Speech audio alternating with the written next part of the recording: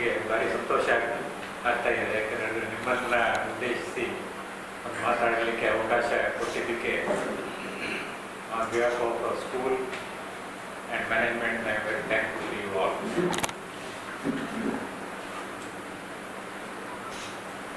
ಈಗಾಗಲೇ ನಮ್ಮ ಪ್ರಾಂಶುಪಾಲರು ಸುದೀರ್ಘವಾಗಿ ಏನೇನು ನಮ್ಮ ಕಾರ್ಯಕ್ರಮಗಳನ್ನು ಹಮ್ಮಿಕೊಂಡಿದ್ದೀವಿ ಅದನ್ನು ತಮ್ಮೊಂದಿಗೆ ಇಟ್ಟಿದ್ದಾರೆ. ಅದರಲ್ಲಿ ಒಂದೊಂದು ಪ್ರತಿಯನ್ನು ಸಹ ನಿಮ್ಮ ಕಡೆ ಇಟ್ಟಿದ್ದಾರೆ.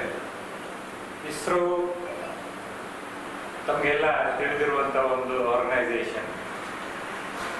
ಅಂಥ ಒಂದು ಸಂಸ್ಥೆ ಈ ಹಳ್ಳಿ ಪ್ರದೇಶದಲ್ಲಿ ಬಂದು ಒಂದು ಎಕ್ಸಿಬಿಷನ್ ಮಾಡುವಂಥದ್ದು ಭಾರಿ ಅಪರೂಪದ ಸಂಗತಿ. ಯಾಕಂತ ಹೇಳಿದರೆ ಅವರಿಗೆ ಸಾಧಾರಣ 400 ಕಿಲೋಮೀಟರ್ ಅಷ್ಟು ದೂರ ಬಂದು ಇಲ್ಲಿ ಮಾಡ್ತಾ ಇರೋದೇ ದೊಡ್ಡ ವಿಶೇಷವಾಗಿದೆ. ಅದಕ್ಕೆ ನಾವು ಕೇಳಿದವಾಗ ಒಳ್ಳೆ ರೀತಿಯಲ್ಲಿ ಸ್ಪಂದನೆ ಮಾಡಿ ಆಯಿತು ಬರ್ತೀವಿ ಅಂತ ಹಾಗೆ 2-3 ಪ್ರಿನ್ಸಿಪಾಲ್ ಹೇಳಿದಾಗ 2-3 ಡೇಟನ್ನ ಚೇಂಜ್ ಮಾಡಿ ಕೊಟ್ಟರು ಈಗ ಫೈನಲ್ ಆಗಿ ಈ ಡೇಟನ್ನು ಕೊಟ್ಟಿದ್ದಾರೆ. ಆದರೆ ನಮಗೊಂದು ಬೇಸರ ಸಂಗತಿ ಅಂದರೆ ನಮ್ಮಲ್ಲಿ SSLC ಆ್ಯಂಡ್ PUC ಮಕ್ಕಳಿಗೆ ಫುಲ್ ಪಾರ್ಟಿಸಿಪೇಟ್ ಮಾಡಲಿಕ್ಕೆ ಸ್ವಲ್ಪ ಕಷ್ಟ ಆಗುತ್ತೆ. ದಿವಸ ಬಂದವರು ಎಷ್ಟೊಂದು 5-10 ಮಿನಿಟ್ಸ್ ಬಂದು ನೋಡೋದು ಇಷ್ಟಪಡುವಂಥ ವಿದ್ಯಾರ್ಥಿಗಳು ಬಂದು ಹೋಗ್ಬೋದು. ಆದರೂ ಫುಲ್ ಇನ್ವಾಲ್ವ್ಮೆಂಟ್ ಮಾಡ್ಕೊಳ್ಳಿಕ್ಕೆ ಆಗಲಿಲ್ಲ ಅಂತ ಹೇಳೋದು ಒಂದು ನಮಗೆ ಬೇಸರ ಇದೆ. ಆದ್ರೂ 5ನೇ ಕ್ಲಾಸಿನಿಂದ 9ನೇ ತರಗತಿವರೆಗಿನ ಮಕ್ಕಳು ಎಲ್ಲ ಮಕ್ಕಳನ್ನು ನಾವು ಈ ನಮ್ಮ 2 ತಾಲೂಕಿನ ಸ್ಕೂಲ್ಗಳಿಗೆ ಹೋಗಿ ನಮ್ಮ DDP ಇನ್ಸ್ಟ್ರಕ್ಷನ್ ಪ್ರಕಾರ ಹೋಗಿ ಅಪ್ರೋಚ್ ಮಾಡಿದ್ದಕ್ಕೆ ಅದು ತುಂಬ ಖುಷಿಯಿಂದ ಇಲ್ಲ ಸರ್ ನಾವು ಬರ್ತೀವಿ, ನಾವು ಇಂತಿಷ್ಟು ಮಕ್ಕಳು ಬರ್ತೀವಿ ಅಂತ ನಮ್ಮ ಪ್ರಾಂಶುಪಾಲರಿಗೆ ಮೊದಲೇ ಲಿಖಿತ ರೂಪದಲ್ಲಿ ಕೊಟ್ಟಿದ್ದಾರೆ. ಅದನ್ನು ಕೇಳಿದ ಮೇಲೆ ನಮ್ಗೆ ಸ್ವಲ್ಪ ಧೈರ್ಯ ಬಂತು, ಪರವಾಗಿಲ್ಲ ಸ್ವಲ್ಪ ಚೆನ್ನಾಗಿ ಆಗುತ್ತೆ ಪ್ರೋಗ್ರಾಮ್. ಇಲ್ಲಾಂದರೆ ಅಲ್ಲಿಂದ ಅವ್ರನ್ನ ಇಸ್ರೋ ಕಂಪನಿಯವ್ರನ್ನ ಕರ್ಕೊಂಡು ಬಂದು ಇಲ್ಲಿ ನಾವು ಪ್ರೋಗ್ರಾಮ್ ಮಾಡಿ ಅದು ಸಕ್ಸಸ್ ಆಗಿಲ್ಲ, ಯಾರು ಬರಲಿಲ್ಲ ಅಂತ ಹೇಳಿದರೆ ಅವರಿಗೂ ಸ್ವಲ್ಪ ಇದಾಗುತ್ತೆ, ಹಿನ್ನಡೆ, ನಮಗೂ ಸಹ ಹಿನ್ನಡೆ ಆಗುತ್ತೆ. ಸೊ ಹಾಗಾಗಿ ಇವಾಗಲೇ ತಿಳಿದಿರೋ ಹಾಗೆ 3,500-4,000 ಸಾವಿರದ ಮೇಲೆ ಮಕ್ಕಳು ಆಲ್ರೆಡಿ ವಿಸಿಟ್ ಮಾಡ್ತೀವಿ ಅಂತ ನಮಗೆ ಲಿಖಿತ ರೂಪದಲ್ಲಿ ಆಶ್ವಾಸನೆ ಕೊಟ್ಟಿದ್ದಾರೆ. ಅಲ್ಲದೆ ನಮ್ಮ ಶಾಲೆ ಮಕ್ಕಳು ಮತ್ತು ಬೇರೆ ಯೂಸ್ ಯಾರು ಬೇಕಾದರೂ ಬರ್ಬೋದಂತ ಹೇಳಿದ್ದೀವಿ. ಇದರಲ್ಲಿ ಒಂದು ವಿಶೇಷ ಏನಂತ ಹೇಳಿದರೆ ಇಸ್ರೋದಲ್ಲಿ ಎಷ್ಟೋ ಜಾಬ್ ಆಪರ್ಚುನಿಟೀಸ್ ಇರುತ್ತೆ. ಅಲ್ಲಿ ನಮ್ಮ ರೂರಲ್ ಏರಿಯಾದಲ್ಲಿರೋ ಹುಡುಗರಿಗೆ ಯುವಕರಿಗೆ ಅದು ಗೊತ್ತೇ ಇರೋದಿಲ್ಲ, ಇವರು ಅದರ ಬಗ್ಗೆ ತಲೆ ಕೆಡಿಸ್ಕೊಳ್ಳೋದು ಇಲ್ಲ.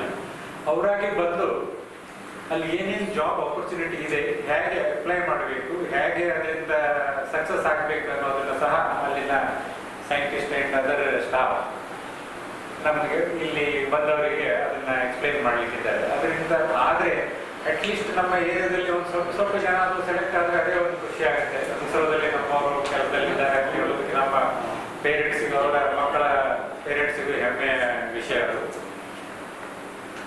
ಅಲ್ಲದೆ ಬರುವಂಥವರಿಗೆ ಏನೋ ತೊಂದರೆ ಆಗದೇ ಇರುವ ರೀತಿಯಲ್ಲಿ ನೋಡ್ಕೊಳ್ಳಿಕ್ಕೆ ಈಗಾಗಲೇ ಪ್ರಾಂಶುಪಾಲರು ಹೇಳಿರುವ ಸ್ಪೆಷಲಿಟೀಸ್ ಆಗಲಿ, ಹೆಲ್ತ್ ಇಶ್ಯೂಸು ಎಲ್ಲ ವಿಷಯದಲ್ಲೂ ವಿಲ್ ಟೇಕ್ ಕೇರ್. ತಮ್ಮಲ್ಲಿ ಒಂದು ಕಳಕಳಿಯಾಗಿ ಕೇಳ್ಕೊಳ್ಳೋದು ಏನಂತ ಹೇಳಿದ್ರೆ, ಈ ಫಂಕ್ಷನ್ ನಮ್ಮ ಒಬ್ಬರ ಫಂಕ್ಷನ್ ಅಲ್ಲ, ನಿಮ್ಮದು ಫಂಕ್ಷನ್. ಯಾಕಂದ್ರೆ ನೀವು ನಮ್ಮ ಊರಿನವರೇ. ಇದು ಒಳ್ಳೆಯ ಒಂದು ಯಶಸ್ವಿ ಪ್ರೋಗ್ರಾಮ್ ಆಗಲಿ, ಅದಕ್ಕೆ ನಡೆಸ್ಕೊಡ್ಲಿಕ್ಕೆ ತಮ್ಮೆಲ್ಲರಲ್ಲಿ ನಾನು ಕಳಕಳಿಯಿಂದ ಕೇಳ್ಕೊಡ್ತೀನಿ. Thank you very much.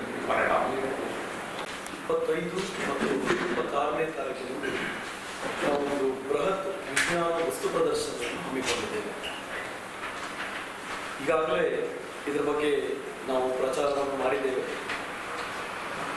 ಬೆಂಗಳೂರಿನ ಪ್ರತಿಷ್ಠಿತ ಸಂಸ್ಥೆಯಾದ ಇಸ್ರೋ ಇವರ ಸಹಯೋಗದಲ್ಲಿ ನಾವು ಸ್ಪೇಸ್ ಆನ್ ವೀಲ್ಸ್ ಎನ್ನುವ ಕಾರ್ಯಕ್ರಮವನ್ನು ನಮ್ಮ ಶಾಲೆಯಲ್ಲಿ ಹಮ್ಮಿಕೊಂಡಿದ್ದೇವೆ. ಈ ಕಾರ್ಯಕ್ರಮದಲ್ಲಿ ಬಾಹ್ಯಾಕಾಶ ಸಂಸ್ಥೆಯ ವಿಜ್ಞಾನಿಗಳು ಹಾಗೂ ತಂತ್ರಜ್ಞರು ನಮ್ಮೊಂದಿಗೆ ಇರಲಿದ್ದಾರೆ. ಹಾಗೆ ನಮ್ಮ ಶಾಲೆಯಲ್ಲಿ ಇಸ್ರೋ ಸಂಸ್ಥೆಯಿಂದ ಬರುವಂಥ 2 ವಾಹನಗಳೇನಿವೆ ಅವುಗಳ ಬಗ್ಗೆ ಮಾಹಿತಿಯನ್ನು ಕೂಡ ಕೊಡ್ತೇವೆ ನಾವು. ಇಸ್ರೋ ಸಂಸ್ಥೆಯವರು 2 ವಿಶಾಲವಾದಂಥ ಬಸ್ಸುಗಳನ್ನು ಕಳಿಸ್ತಾರೆ. ಆ ಬಸ್ಸಿನ ಹೆಸರೇ ಸ್ಪೇಸ್ ಆನ್ ವೀಲ್ಸ್ ಅಂತ. ಆಕಾಶ ಕಾರ್ಯಗಳನ್ನು ಬಸ್ಸಿನ ಒಳಗಡೆ ವಿವಿಧ ಮಾದರಿಗಳ ಮುಖಾಂತರ ಅದನ್ನು ತೋರಿಸ್ತಾರೆ. ಇದಿಷ್ಟೇ ಅಲ್ಲದೆ ಇಸ್ರೋ ಸಂಸ್ಥೆಯಲ್ಲಿ ಅವರ ಕಾರ್ಯವೈಖರಿ ಏನು, ಅಥವಾ ಇಸ್ರೋ ಸಂಸ್ಥೆಯಲ್ಲಿ ಏನು ಉದ್ಯೋಗಾವಕಾಶಗಳಿವೆ, ಇದೆಲ್ಲ ಮಾಹಿತಿಗಳನ್ನು ವಿದ್ಯಾರ್ಥಿಗಳಿಗೆ ಮತ್ತು ಸಾರ್ವಜನಿಕರಿಗೆ ತಲುಪಿಸುವ ನಿಟ್ಟಿನಲ್ಲಿ ನಾವು ನಮ್ಮ ಶಾಲೆಯಲ್ಲಿ ಈ ಕಾರ್ಯಕ್ರಮವನ್ನು ಆಯೋಜಿಸ್ತಾ ಇದ್ದೇವೆ. ಆತ್ಮೀಯರೇ, ಈ ಕಾರ್ಯಕ್ರಮ ಮಾಡಬೇಕು ಅಂತ ನಾವು ಸಾಧಾರಣ 2-3 ತಿಂಗಳ ಹಿಂದೆನೇ ಪ್ರಯತ್ನ ಪಟ್ವಿ. ಬಟ್ ಇಸ್ರೋ ಸಂಸ್ಥೆಯಿಂದ ನಮಗೆ ಪರವಾನಗಿ ಸಿಕ್ಕಿದ್ದು ಇತ್ತೀಚೆಗೆ 2-3 ಬಾರಿ ಅವರಿಗೆ ನಾವು ಪತ್ರ ಮುಖೇನ ತಿಳಿಸಿ ಕೊನೆಗೆ ಅವರು ನಮಗೆ 2 ದಿನಾಂಕಗಳನ್ನು ನಿಗದಿಪಡಿಸಿದರು. ಫೆಬ್ರವರಿ 25 ಮತ್ತು ಫೆಬ್ರವರಿ 26. ಸೊ ಈ ಕಾರ್ಯಕ್ರಮದ ಮೂಲ ಉದ್ದೇಶ ಏನಂತ ಹೇಳಿದ್ರೆ, ಸುತ್ತಮುತ್ತಲಿನ ಎಲ್ಲ ಶಾಲಾ ವಿದ್ಯಾರ್ಥಿಗಳನ್ನು ಕರೆಸಿ, ಕೇವಲ ನಮ್ಮ ಶಾಲೆ ಮಕ್ಕಳಷ್ಟೇ ಅಲ್ಲದೆ ಸುತ್ತಮುತ್ತಲಿನ ಎಲ್ಲ ಶಾಲಾ ವಿದ್ಯಾರ್ಥಿಗಳನ್ನು ಕರೆಸಿ ಆ ವಿದ್ಯಾರ್ಥಿಗಳಿಗೆ, ನಮ್ಮ ಗ್ರಾಮೀಣ ಭಾಗದ ವಿದ್ಯಾರ್ಥಿಗಳಿಗೆ ಸಿಗದೇ ಇರುವಂಥ ಒಂದು ಅವಕಾಶ ಈ ಇಸ್ರೋ ಸಂಸ್ಥೆಯಿಂದ ಈ ಬಸ್ಸುಗಳನ್ನೆಲ್ಲ ತರಿಸುವಂಥದ್ದು ಎಲ್ಲ ಶಾಲೆಗಳಿಗೂ ಅದು ಸ್ವಲ್ಪ ಕಷ್ಟ ಸಾಧ್ಯದ ಕೆಲಸ. ಹಾಗಾಗಿ ಅವರು ನಮಗೆ ಹೇಳಿದ್ರು, ಸಾಧಾರಣ ಒಂದು 4,000-5,000 ಮಕ್ಕಳು ಒಟ್ಟಾಗೋದಾದ್ರೆ ನಾವು ನಿಮ್ಮ ಶಾಲೆಗೆ ಬಸ್ಸನ್ನು ಕಳಿಸ್ತೇವೆ ಅಂತ ಹೇಳಿದ್ರು. ಹಾಗಾಗಿ ನಾವು ಅವರನ್ನು ಸಂಪರ್ಕ ಮಾಡಿದಾಗ ಇಸ್ರೋ ಸಂಸ್ಥೆಯಿಂದ ನಮಗೆ ಉತ್ತರ ಬಂತು. ಅದರಲ್ಲಿ PVN ಮೂರ್ತಿ ಇವರು ವಿಜುವಲ್ ಡಾಕ್ಯುಮೆಂಟೇಶನ್ ಮತ್ತು ಔಟ್ರೀಚ್ ಘಟಕ ಇದರ ಮುಖ್ಯಸ್ಥರು. ಈ ಸ್ಪೇಸ್ ಆನ್ ವೀಲ್ಸ್ ಎಕ್ಸಿಬಿಷನ್ ಬೇರೆ ಬೇರೆ ಕರ್ನಾಟಕ ರಾಜ್ಯದ ಬೇರೆ ಬೇರೆ ಸ್ಥಳಗಳಲ್ಲಿ ನಡೆಸ್ತಾರೆ. ಅದರ ಮುಖ್ಯಸ್ಥರಾದಂಥ PVN ಮೂರ್ತಿಯವರು ನಮಗೆ ಇದನ್ನ ಪರವಾನಗಿಯನ್ನು ಮಾಡಿಸಿಕೊಟ್ರು. ಅದರಲ್ಲಿ ಈಗ ನಾವು ಈ ಕಾರ್ಯಕ್ರಮವನ್ನು ಹಮ್ಮಿಕೊಂಡಂಥ ಸಂದರ್ಭ ಏನಿದೆ, ಪರೀಕ್ಷಾ ಸಮಯ, ಎಲ್ಲ ಶಾಲೆಗಳಲ್ಲಿ ಪರೀಕ್ಷಾ ಸಮಯ. ಹಾಗಾಗಿ ನಾವು ಮಾನ್ಯ ಉಪನಿರ್ದೇಶಕರಾದ ಶಾಲಾ ಶಿಕ್ಷಣ ಇಲಾಖೆಯ ಉಪನಿರ್ದೇಶಕರಾದ ಗಣಪತಿ ಸರ್ ಅವರನ್ನು ಭೇಟಿಯಾಗಿ ನಾವು ಕೇಳಿದಾಗ ಅದು ಯಾವ ವರ್ಗದ ಮಕ್ಕಳಿಗೆ ಅಂತ ಕೇಳಿದರು. ಸಾಧಾರಣ ಒಂದು ಹೈಸ್ಕೂಲ್, ಪ್ರೈಮರಿಯಿಂದ ಹೈಸ್ಕೂಲ್, ಮಿಡ್ಲ್ ಪ್ರೈಮರಿ, 6ನೇ ಕ್ಲಾಸಿನಿಂದ 10ನೇ ಕ್ಲಾಸಿನ ವಿದ್ಯಾರ್ಥಿಗಳಿಗೆ ಇದರಿಂದ ಬಹಳ ಸದುಪಯೋಗ ಇದೆ. ಯಾಕಂದರೆ ಸಣ್ಣ ಮಕ್ಕಳಿಗೆ ಅದನ್ನು ನೋಡಿದರೆ ಅಷ್ಟು ಅರ್ಥ ಆಗಲಿಕ್ಕಿಲ್ಲ. 6ನೇ ಕ್ಲಾಸಿನ ಮೇಲಿನ ಮಕ್ಕಳಿಗಾದರೆ ಪರ್ಮಿಷನ್ ಕೊಡಬಹುದು ಅಂತ ಹೇಳಿದರು. ಸರಿ ಅಂತ ಹೇಳಿ ಕಡೆಗೆ ನೋಡಿದವಾಗ ನಮಗೆ 10ನೇ ಕ್ಲಾಸಿನ ಮಕ್ಕಳಿಗೆ ಈಗಾಗಲೇ ಪರೀಕ್ಷಾ ಅವಧಿಗಳು, CBSE ಶಾಲೆಗಳಿಗೆ ಪರೀಕ್ಷೆ ಈಗಾಗಲೇ ಸ್ಟಾರ್ಟ್ ಆಗಿದೆ. ಮತ್ತೆ ಸ್ಟೇಟ್ ಸಿಲೆಬಸ್ ಮಕ್ಕಳಿಗೆ ಪೂರ್ವ ಸಿದ್ಧತೆ ಪರೀಕ್ಷೆಗಳು ನಡೀತಾ ಇವೆ.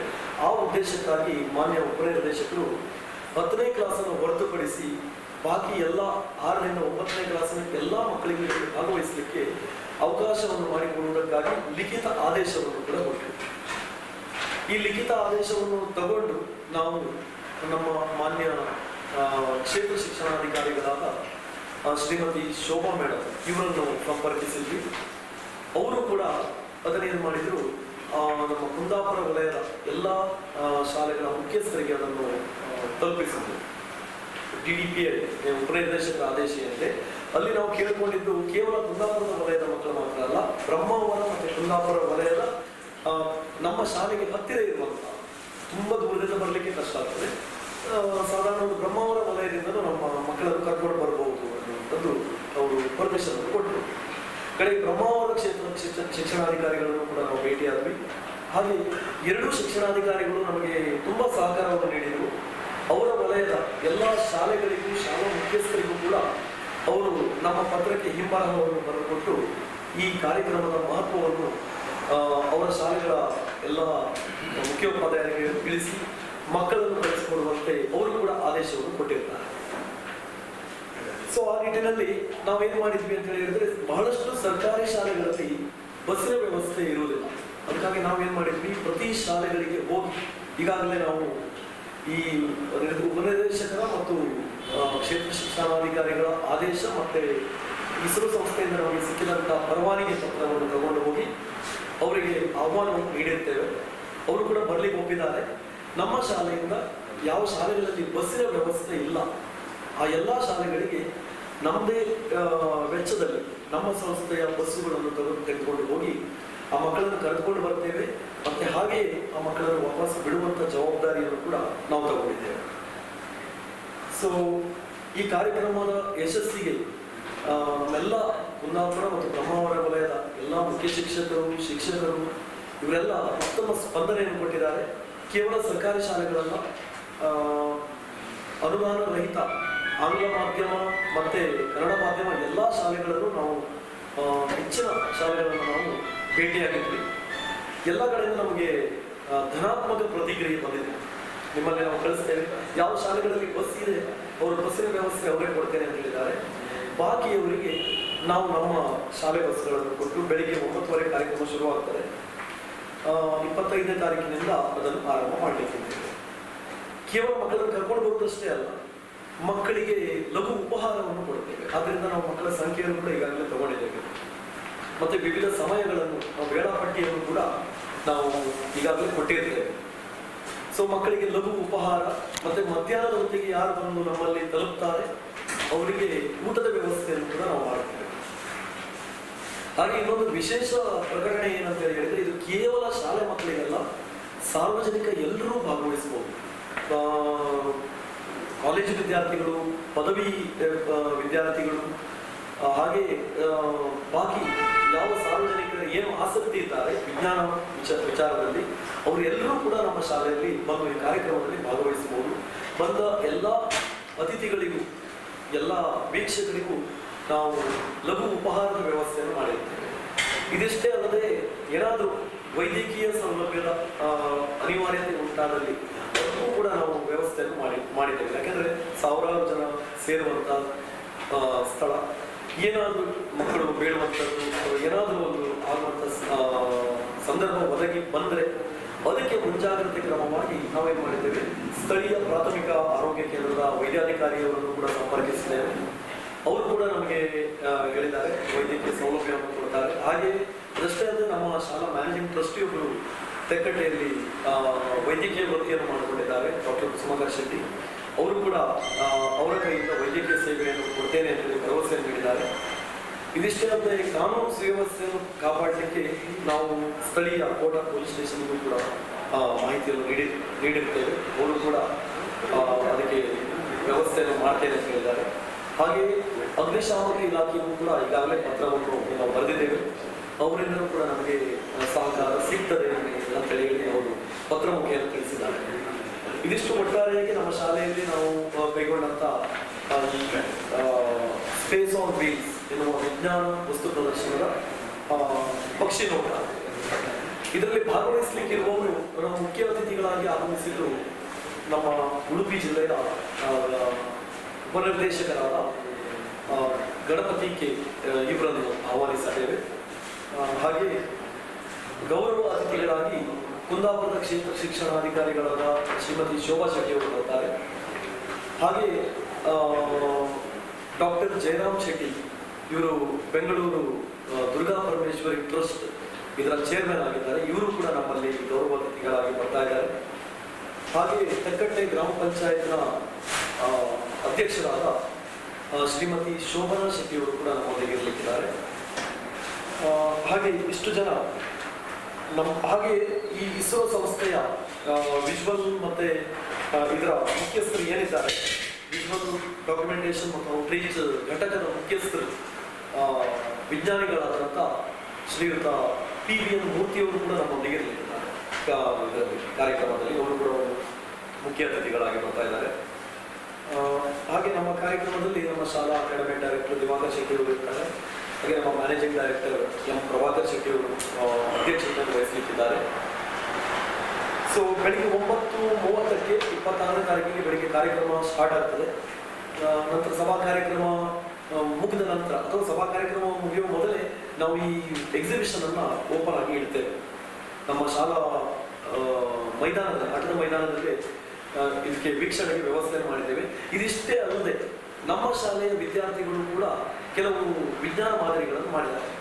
ನಮ್ಮ ಮಕ್ಕಳ ಇದನ್ನು ಪ್ರತಿಭೆಗಳನ್ನು ಪ್ರೋತ್ಸಾಹಿಸುವ ಉದ್ದೇಶದಿಂದ ನಮ್ಮ ಶಾಲಾ ವಿದ್ಯಾರ್ಥಿಗಳು ಕೆಲವು ಸೈನ್ಸ್ ಮಾಡೆಲ್ ವಿಜ್ಞಾನ ಮಾದರಿಗಳನ್ನು ಮಾಡಿದ್ದಾರೆ. ಅದನ್ನು ಕೂಡ ನಾವು ಹೊರಗಡೆ ಪ್ರದರ್ಶನಕ್ಕೆ ಇಡ್ತಾ ಇದ್ದೇವೆ. ಸೊ ಸೊ ವಿದ್ಯಾರ್ಥಿಗಳೇ ಅದನ್ನ ವಿವರಣೆ ನೀಡಲಿಕ್ಕಿದ್ದಾರೆ. ಹಾಗೆ ಇಸ್ರೋ ಸಂಸ್ಥೆಯಲ್ಲಿ ಬಸ್ಗಳಲ್ಲಿ ಒಳಗಡೆಯೂ ಕೂಡ ವಿವರಣೆ ನೀಡಲಿಕ್ಕೆ ಅಲ್ಲಿನ ವಿಜ್ಞಾನಿಗಳಿರ್ತಾರೆ. ಜೊತೆಗೆ ನಮ್ಮ ಶಾಲಾ ವಿದ್ಯಾರ್ಥಿಗಳ ತಂಡಗಳನ್ನು ಕೂಡ ರಚಿಸಿದ್ದೇವೆ. ಅವರು ಕೂಡ ಜೊತೆಗೆ ಬಂದಂತಹ ಅತಿಥಿಗಳಿಗೆ ಎಲ್ಲರಿಗೂ ಕೂಡ ಇದರ ಸವಿಸ್ತಾರವಾದಂತಹ ಮಾಹಿತಿಯನ್ನು ನೀಡಲಿಕ್ಕಿದ್ದಾರೆ. ಇದಿಷ್ಟು. ಹಾಗೆ 26ನೇ ತಾರೀಕಿಗೆ ಅದು ಸಾರ್ವಜನಿಕ ರಜೆ, ಮಹಾಶಿವರಾತ್ರಿ ರಜೆ ಇರುವುದರಿಂದ ಶಾಲಾ ಮಕ್ಕಳ ಬರುವಿಕೆ ಸ್ವಲ್ಪ ಕಡಿಮೆ. ನಾವು ಈಗ ಎಲ್ಲ ಶಾಲೆಗಳಲ್ಲಿ ಭೇಟಿ ನೀಡಿದಾಗ ಅವರಿಂದ ಬಂದಂತ ಪ್ರತಿಕ್ರಿಯೆ ಏನಂತ ಹೇಳಿದ್ರೆ ರಜೆ ಇರುವುದರಿಂದ ಮಕ್ಕಳು ಬರುವುದಿಲ್ಲ ಸರ್ ಅಂತ ಹೇಳ್ತಾ ಇದ್ದಾರೆ. ಸೊ 26ನೇ ತಾರೀಕಿಗೆ ಮಧ್ಯಾಹ್ನ 12 ಗಂಟೆವರೆಗೆ ಎಕ್ಸಿಬಿಷನ್ ಓಪನ್ ಇದೆ. ಸಾರ್ವಜನಿಕರು 26ನೇ ತಾರೀಕಿಗೆ ಬಂದ್ರೆ ಮುಕ್ತವಾಗಿ, ಅಂದ್ರೆ ವಿದ್ಯಾರ್ಥಿಗಳು ಯಾರು ಇರ್ಲಿಕ್ಕಿಲ್ಲ. ಮ್ಯಾಕ್ಸಿಮಮ್ ನಮ್ಮ ಶಾಲೆ ಮಕ್ಕಳನ್ನು ಸ್ವಲ್ಪ ಕರೀತೇವೆ.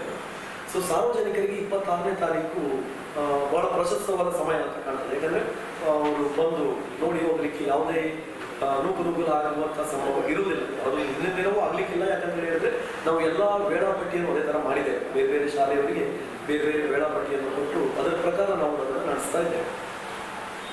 ಇದಿಷ್ಟು ನಮ್ಮ ಶಾಲೆಯಲ್ಲಿ ಈ ತಿಂಗಳ ಫೆಬ್ರವರಿ ತಿಂಗಳ 25 ಮತ್ತು 26ನೇ ತಾರೀಕಿನಲ್ಲಿ ನಡೆಯುವ ಸ್ಪೇಸ್ ಆನ್ ವೀಲ್ಸ್ ವಿಜ್ಞಾನ